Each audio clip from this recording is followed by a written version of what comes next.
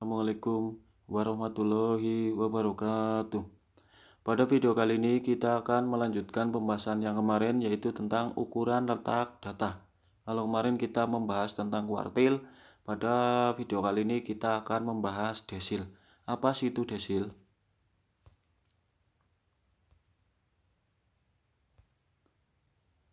Desil adalah membagi data menjadi 10 bagian sama besar setelah data tersebut diurutkan terlebih dahulu. Nah, karena di sini membagi data menjadi 10 bagian yang sama besar, maka desil ada desil 1, desil 2, desil 3 sampai desil ke 9. Kemudian kita ke desil data tunggal. Rumus untuk menentukan desil yaitu DI sama dengan XI dikali N tambah 1 dibagi 10. Keterangannya DI yaitu desil ke I. Kemudian N yaitu banyaknya data. Dan XI adalah data ke I. Agar lebih mudah dipahami, kita langsung ke contohnya saja. Tentukan desil 1, desil 5, dan desil 8 dari data 3, 1, 2, 8, 6, 6, 2, 3, 7, 10, 1. Kita coba jawab. Langkah pertama yaitu kita urutkan terlebih dahulu datanya, yaitu dari data terkecil sampai data yang terbesar. Maka akan menjadi 1, 1, 2, 2, 3, 3, 6, 6, 7, 8, 10. Kemudian banyaknya data, di sini ada 11. Kemudian kita tentukan desil 1. Maka sama dengan D1 sama dengan X1 dikali dengan N-nya 11 ditambah 1 dibagi 10. Maka menghasilkan X12 dibagi 10, yaitu X1,2. Sama dengan X1,2 itu sama dengan X1 ditambah dengan sisanya yaitu 0,2 dikali dengan X2 kurangi X1. Di sini X1-nya yaitu 1 ditambahkan dengan 0,2 dikali dengan X2-nya 1 dikurangi 1, hasilnya 0. Maka hasilnya 1 ditambah 0,2 kali 0 sama dengan 1 ditambah 0. Maka hasilnya 1. Kemudian kita cari desil ke-5 yaitu X5 dikali 11 tambah 1 dibagi 10. 5 kali 12 menghasilkan 60. Jadi X60 dibagi 10 yaitu X ke-6. Data ke-6 kita hitung dari kiri yaitu didapatkan 3.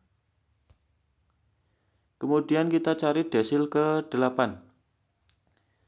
X8 dikali dengan 11 tambah 1 dibagi 10. Maka 8 kali 12 menghasilkan X96 dibagi 10 sama dengan X9,6. Sama dengan X ke-9 ditambah dengan sisanya yaitu 0,6 dikalikan dengan X10 dikurangi X9. Maka data ke-9-nya yaitu di sini 7. Kemudian ditambah 0,6 dikali data ke-10-nya 8 dikurangi data ke-9 7. Maka menghasilkan 8 kurangi 7 yaitu 1. Maka sama dengan 7 ditambah 0,6 kali 1. Hasilnya 7 ditambah 0,6 sama dengan 7,6. Jadi desil ke-8-nya yaitu 7,6. Kemudian kita ke desil data kelompok. Maaf nih, harusnya desil data kelompok ya, bukan kuartil. DI sama dengan tepi bawah kelas desil ditambah I per 10 dikali N dikurangi FK/DI yaitu frekuensi kumulatif desil ke I dibagi dengan frekuensi desil ke I dikali K yaitu panjang kelasnya. Terangannya di sini DI TB yaitu tepi bawah kelas desil ke 1. N itu banyaknya data. FKDI itu frekuensi kumulatif sebelum kelas desil ke I. Dan FDI itu frekuensi kelas desil ke I. Kemudian K adalah panjang kelasnya atau lebar kelasnya. DI itu desil ke I. Kita langsung ke contohnya saja supaya mudah untuk dipahami. Tentukan desil kedua dan desil ke-6 dari data berikut. Di sini ada data berat badan atau intervalnya yaitu 56 sampai 60, frekuensinya ada 5, kemudian berat badan 61 sampai 65, frekuensinya ada 8, kemudian berat badan 66 sampai 70, frekuensinya 14, kemudian berat badan 71 sampai 75, frekuensinya 10, 76 sampai 80, frekuensinya 3. Di sini jumlah frekuensinya atau jumlah data itu ada 40, berarti N-nya sama dengan 40.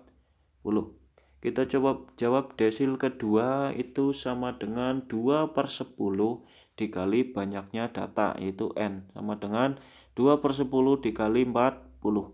2 kali 40 hasilnya 80, 80 bagi 10 hasilnya 8.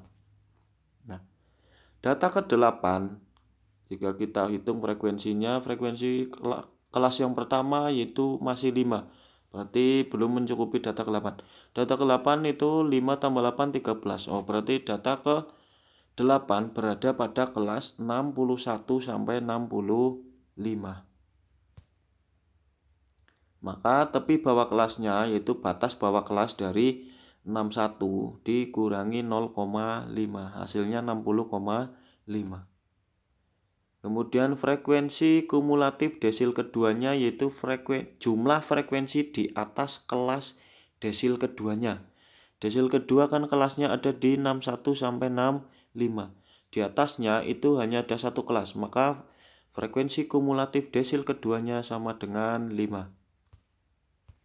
Kemudian frekuensi desil keduanya yaitu 8. Kemudian panjang kelasnya yaitu 5.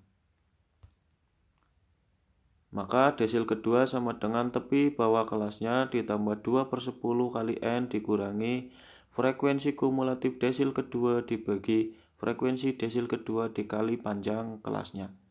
Maka sama dengan 60,5 ditambah 2/10 kali 40 dikurangi 5 dibagi 8 dikali 5.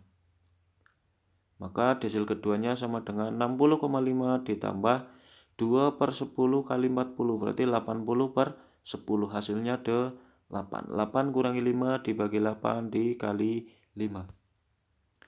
Maka menghasilkan 60,5 ditambah 3/8 kali 5. 3/8 dikali 5 hasilnya 15/8. 15/8 dibagi 15 dibagi 8 hasilnya 1,875. Jadi hasil akhirnya desil kedua sama dengan 62,375. Kemudian kita cari desil ke-6. Desil ke-6 sama dengan 6/10 dikali N sama dengan 6/10 dikali 40. 6 kali 40 240 dibagi 10 hasilnya 24. Kita cari data ke-24, kita hitung dari atas 5 kali 5 ditambah 8 13, 13 ditambah 14 itu 27. Berarti data ke-24 itu berada di kelas yang ketiga, yaitu kelas 66 sampai 70. Kemudian jika sudah ketemu kelasnya, maka tinggal kita cari tepi bawah kelasnya. Itu batas bawahnya yaitu 66 dikurangi 0,5. Hasilnya 65,5.